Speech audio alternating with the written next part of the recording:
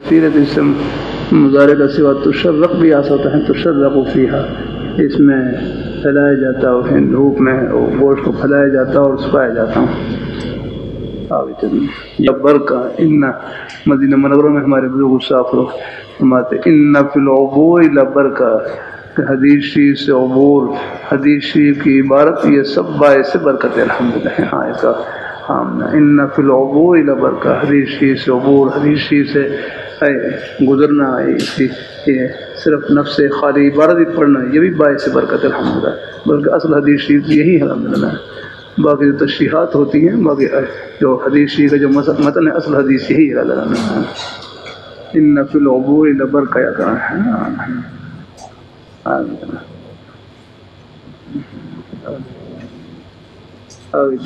علیہ وسلم نے 3 دن تراویح کی نماز جماعت سے پڑھی، 3 دن یاد آئے، 3 دن تراویح کی نماز جماعت سے پڑھی۔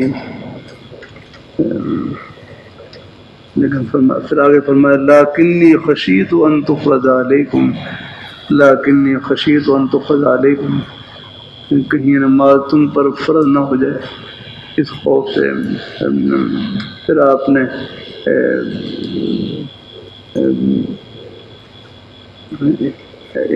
جماعت کے ساتھ آپ نے نماز پڑھانا آپ نے ترک کر دیا۔ پھر آگے پہلی حدیث شروع ہوئی، ثم كان الامر في خلافت ابی بکر صدر من خلافت عمر، پھر یہی پھر لوگ مسائل نہیں، پھر انہیں مسائل فہر عمر ابن خطاب رضی اللہ تعالی رمضان کی رات مسجد میں تشریف لائے، فَإِذَا النَّاسُ أَوْزَاعٌ مُتَفَرِّقُونَ، لوگ متفرق طور پر نماز پڑھے، یصلی الرجل نفسہ، بعض لوگ اکیلے نماز پڑھے مختلف ٹولی میں، کہیں ایک آدمی نماز پڑھا رہا ہے، ایک صحابی نماز پڑھا رہے یا اور کچھ لوگ ان کے پیچھے نماز پڑھ رہے، یعنی کچھ باقاعدہ کوئی جماعت کا اہتمام نہیں تھا، کوئی انفرادی نماز پڑھ رہا ہے کوئی، یا کوئی چھوٹی جماعت اپنی کرا رہے ہیں۔ تو پھر عمر رضی اللہ تعالیٰ عنہ نے دیکھا متفرد طور پر، تو فقال عمر انی ارى لو جمعت هؤلاء على قارئ واحد، میری رائے یہ ہے کہ میری ایک مبارک ایک نیک رائے یہ ہے کہ میں ان کو ایک قاری صاحب پر جمع کر دوں، لکان امثل افضل، یا ایک عمدہ طریقہ سامنے آ جائے، ایک افضل طریقہ سامنے آ جائے۔ پھر بہرحال حضرت عمر بن خطاب رضی اللہ تعالیٰ عنہ نے حضرت ابی بن کعب رضی اللہ تعالیٰ عنہ پر سب کو جمع کیا۔ تو پھر ثم خرجت معه لیلۃ اخری، پھر ثم خرجت، یہ راوی فرما رہے ہیں کہ میں عمر رضی اللہ تعالیٰ عنہ کے ساتھ نکلا دوسری رات، والناس یصلون بصلاۃ قارئہم، تو لوگ حضرت ابی بن کعب رضی اللہ تعالیٰ عنہ کے پیچھے سب اکٹھے ہو کر نماز پڑھ رہے ہیں۔ تو قال عمر نعم البدع، تو ہر عمر رضی اللہ تعالیٰ عنہ یہ منظر دیکھ کر فرمایا نعم البدع، یہاں بدعت کا لغوی معنی مراد ہے، یعنی یہ اچھا طریقہ ہے، اچھا طریقہ ہے نعم البدع۔ ایک ہے نا بدعت، ایک بدعت سیئہ جو سنت ہے، بعض دفعہ غیر مقلی حضرات کہتے ہیں کہ الیاذ باللہ کہ یہ بدعت عمری ہے، بدعت عمری ہے، غلط بات ہے، ایسا نہیں کہنا ہے بھائی۔ ہر عمر رضی اللہ تعالیٰ عنہ خلفائے راشدین میں سے ہیں، آگے علیکم بسنتی و سنت الخلفاء الراشدین، ان کے عمل کے اوپر سنت کا اطلاق ہوا ہے، آگے اس کو بدعت آپ کیسے کہہ سکتے ہیں؟ علیکم بسنتی و سنت الخلفاء الراشدین، تو یہاں جو فرمایا نعم البدع، اس کا لغوی معنی مراد ہے، یعنی اچھا طریقہ ہے اللہ۔ ایک بدعت سیئہ ہوتی ہے جو سنت کے مقابلے میں، بدعت کسے کہتے ہیں؟ بدعت دین کے نام سے دین میں کوئی نئی چیز داخل کر دینا، دین کے نام سے دین میں کوئی نئی چیز داخل کر دیں اور پھر اس کو ثواب کا ذریعہ سمجھا کریں، دین کے نام سے دین میں کوئی نئی چیز داخل کر دینا اور اس کو ثواب کا ذریعہ سمجھنا، یہ بدعت ہے۔ اور بال پائے دیگر بدعت کہتے ہیں کہ خیر القرون کے زمانے میں ایک کام کے اسباب موجود ہوں. خیر القرون کے زمانے میں خیر القرون خیر القرون قرنی ثم الذین یلونہم ثم الذین یلونہم.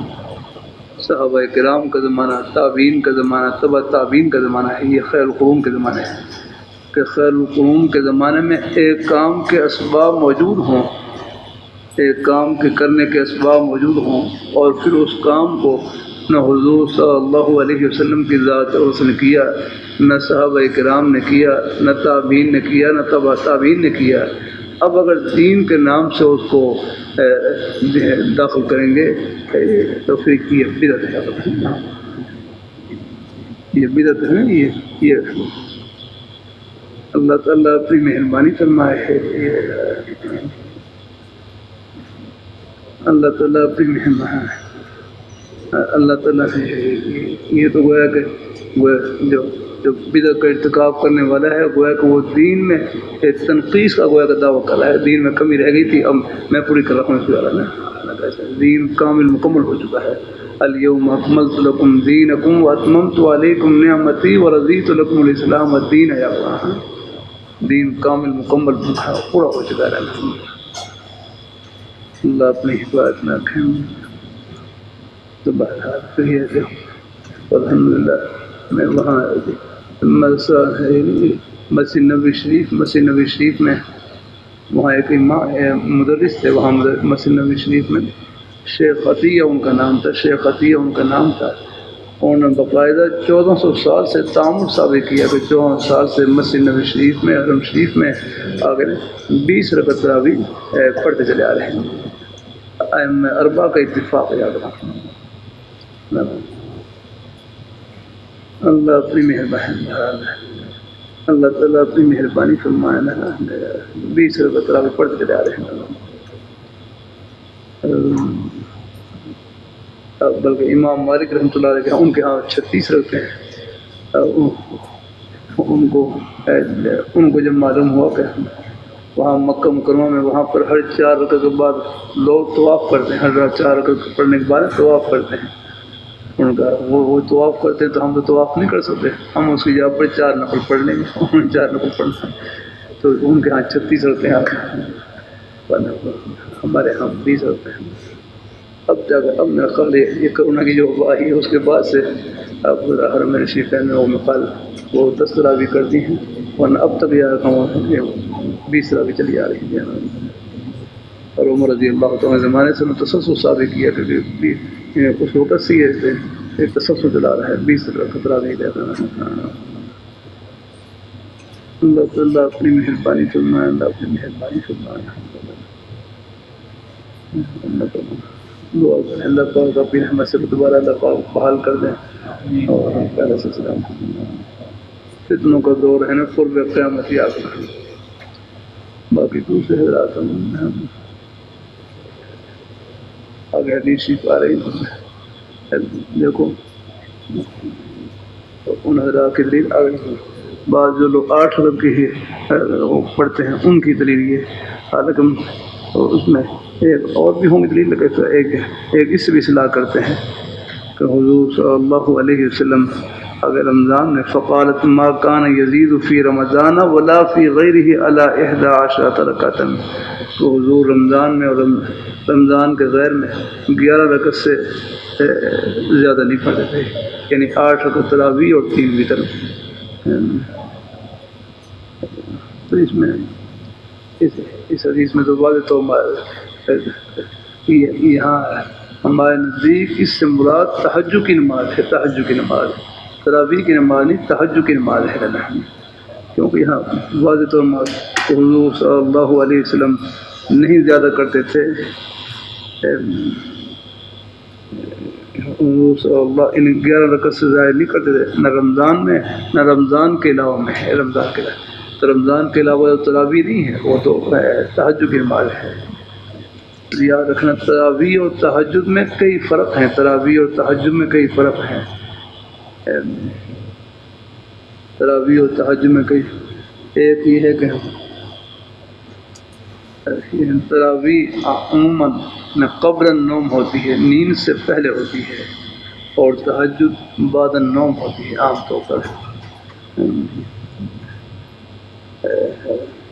تراویح قبل النوم، نیند سے پہلے عام طور پر تراویح کی نماز جو ہے عذر کی وجہ سے کوئی تاخیر ہو جائے تو الگ بات ہے، ورنہ عام طور پر عموماً تراویح جو ہے قبل النوم، نیند سے پہلے ہوتی ہے، اور تہجد بعد النوم، نیند کے بعد۔ اور نمبر دو، دوسرا فرق یہ ہے کہ تراویح کی نماز با جماعت مشروع ہے، تراویح کی نماز با جماعت مشروع ہے، اور تہجد کی نماز وہ بغیر نفل کے، بغیر جماعت کے پڑھنا ہوتا ہے، بغیر جماعت کے مشروع ہے، اس میں جماعت نہیں ہے۔ دو، تیسرا یہ ہے کہ تہجد کی نماز سارا سال ہوتی ہے، سارا سال، اور تراویح کی نماز جو ہے وہ رمضان کے ساتھ خاص ہے۔ اللہ تعالیٰ اپنی مہربانی، اور چوتھا فرق یہ ہے کہ تہجد یاد ہے، یہ تہجد کو ثبوت آگے نہیں ہوتا،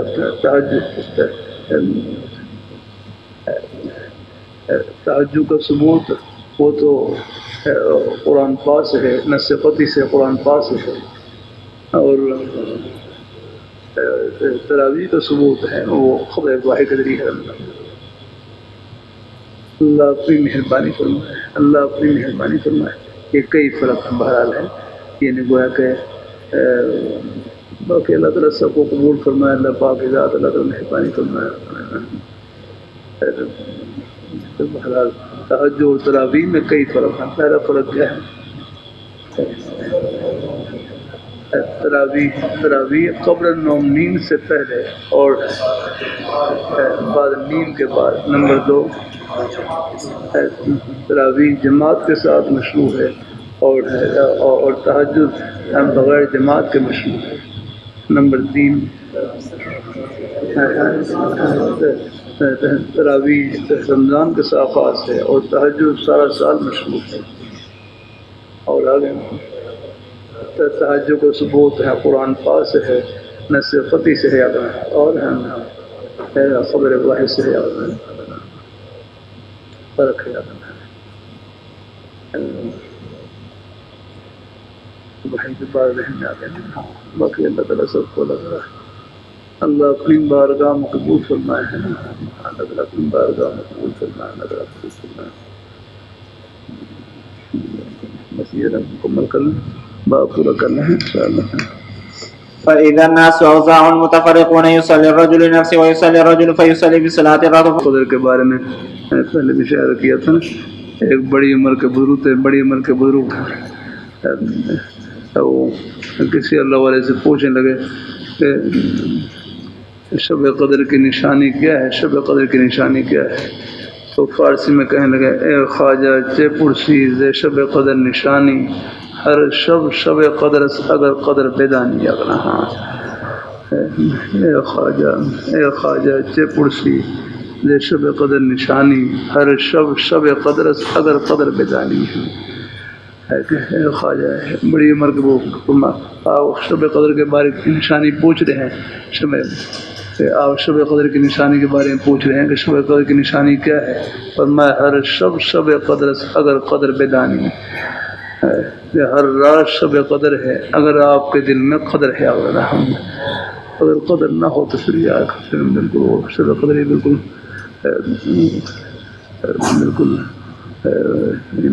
اللہ تعالیٰ اللہ اسی قدر کی توفیق عطا فرمائے، ورنہ بالکل بعض دفعہ بالکل بس وہ خاموشی گزر جاتی ہے۔ اللہ قدردانی کی توفیق نصیب فرمائے، لیکن انشاءاللہ پھر بعد میں کچھ تھوڑے سے کلمات سے انشاءاللہ کوئی کرسی ایک لے اس پر فرمائیں۔ ربنا آتنا فی الدنیا حسنۃ وفی الآخرۃ حسنۃ وقنا عذاب النار۔ یا اللہ میرے اکابر حضرات تشریف فرما، ہمارے حضرت قاری مومن شاہ صاحب دامت برکاتہ اللہ علیہ اور ہمارے حضرت مولانا فیض اللہ شاہ حضرت فیض اللہ شاہ صاحب مقات اللہ علیہ، یا اللہ ہمارے ان تمام اکابرین کے سائے شفقت میں برکت نصیب فرما، پر خلوص مسائب کو اپنی بارگاہ میں قبول فرما۔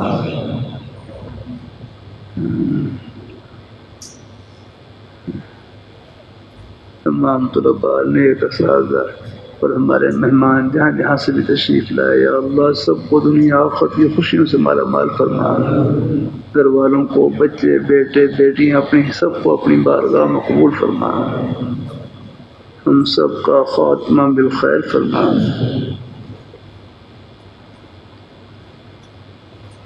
برحمتک یا ارحم الراحمین۔